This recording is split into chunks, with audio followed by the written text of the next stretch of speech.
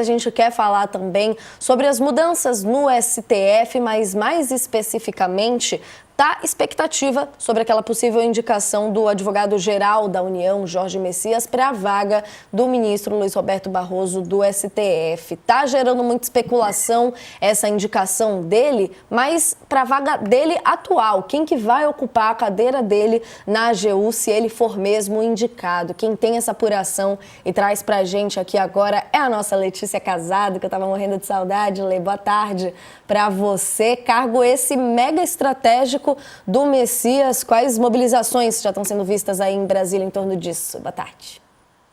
Nath, boa tarde, professores, todo mundo que está assistindo.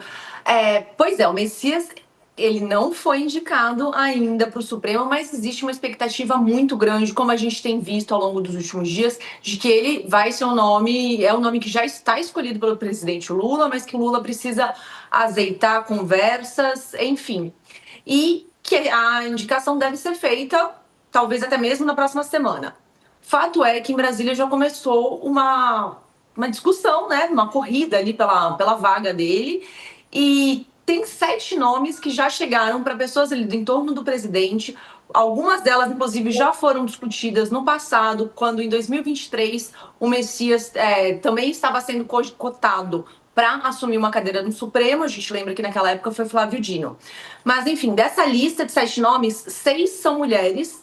E dessas mulheres, 2 são mulheres negras, que são procuradoras de carreira, com excelente currículo e que têm alguma proximidade com integrantes do governo ou com alas do PT. Mas eu estava conversando com uma pessoa muito próxima do presidente Lula, que falou: olha, ele não vai decidir nada sobre pressão, Natália. Nada sob pressão no momento agora, Lê. Queria até aproveitar sua presença aqui com a gente para falar dessa pressão como um todo, inclusive para o cargo do ministro Barroso. Uma reportagem muito interessante da nossa colega Fabiola Pérez ouviu justamente mulheres cotadas para esse cargo, traduzindo ali um pouco o sentimento delas de que nunca é o momento certo, nunca é a hora de se ter uma mulher no cargo do STF, né, Lê? A gente sabe que tem toda uma construção histórica ali de confiança do presidente para indicar ou não, mas reflete a estrutura até do país nesses cargos. Queria aproveitar sua presença aqui com a gente para fechar a conversa nesse sentido, nesse amarrado aqui. Então, quer dizer que na vaga da AGU pode ser que exista essa possibilidade, ainda como você destacou, não está cravada nenhuma substituição, até porque a gente não sabe se vai ser o Messias mesmo no cargo do Barroso, mas a gente amarra muito bem aqui essa pressão, né? Nath, totalmente. A falta de representatividade de mulheres, de pessoas negras, de diversidade na cúpula do governo, na cúpula do judiciário no Brasil, ela é gritante. Isso é um fato, e é um fato inequívoco. Quando a gente olha para o Supremo Tribunal Federal, eu estava em umas conversas esses dias, até escrevi um material sobre isso, a gente percebe que na redemocratização, desde a redemocratização, durante um certo período, até o começo do primeiro governo Lula, as indicações para vagas no Supremo, elas eram de cunho pessoal do presidente. Então, o presidente que estava lá indicava alguém da confiança. Por exemplo, o Fernando Collor indicou o primo dele, que foi o ministro Marco Aurélio, que já saiu do Supremo.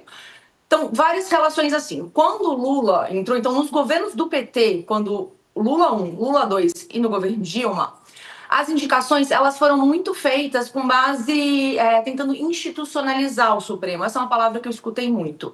Então, eles olhavam e falavam: a gente precisa trazer essa diversidade para cá. Então, o Lula indicou o Joaquim Barbosa, que foi o primeiro negro, único, né, a ocupar uma cadeira no Supremo. A primeira mulher já tinha sido indicada pelo Fernando Henrique. A Dilma procurou pessoas técnicas. A Rosa Weber, por exemplo, que era ligada a questões trabalhistas, o Fachin com questões sociais. Então, o PT tentou fazer questões, colocar pessoas com representatividade institucional para o Supremo. O que aconteceu? Aconteceu a Lava Jato. Então, em 2014, a operação foi deflagrada, em 2015 chegou na parte política e arrastou a classe política, né? Então, foram vários partidos, o PT foi um dos partidos que foram levados pela operação.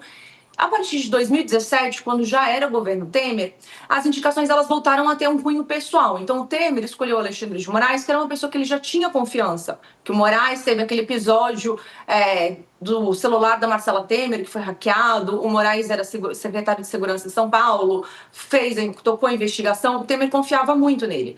O Bolsonaro indicou duas pessoas de confiança, que é o Cássio Nunes e o André Mendonça. E o Lula, veio para esse lado também. Então, escolheu o Zanin, escolheu o Flávio Dino. Por isso também, por toda essa construção histórica do Supremo nos últimos 30, 40 anos, que todo mundo olha e fala, bom, o Lula tem muita confiança no Messias pelo histórico que ele tem. E isso, quando a gente leva para a AGU, aí vem a outra parte relacionada à AGU. A AGU hoje tem uma importância enorme, como não tinha antes. Claro, já era um órgão importante, tanto que o Gilmar Mendes foi a AGU, o Dias Toffoli foi a AGU, o André Mendonça era a AGU também. Então, eram pessoas que estavam ali numa relação, sendo o braço direito do presidente da República. O Messias é essa pessoa que é braço direito e que é uma confiança pessoal do Lula. Então, todos os caminhos apontam para o Messias, até que teve aquela foto do Lula com ele abraçado na semana passada com os líderes evangélicos. Mas aí entra a parte 3 dessa história, que é relacionada às mulheres.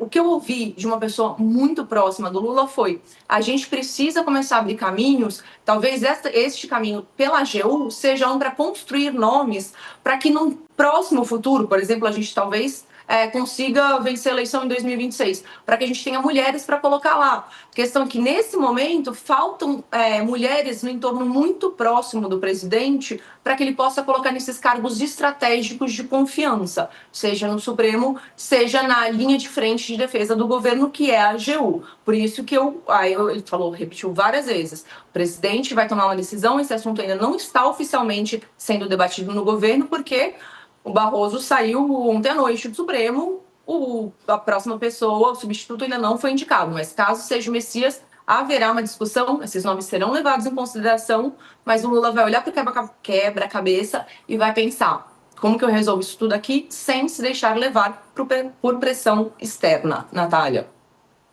Lê, nada definido exatamente, mas os bastidores, as movimentações, nossa reportagem pega, que é uma beleza, e traz aqui pra gente. Lê, obrigada pela presença com a gente no All News. Até uma próxima oportunidade. Até mais. Boa tarde, pessoal.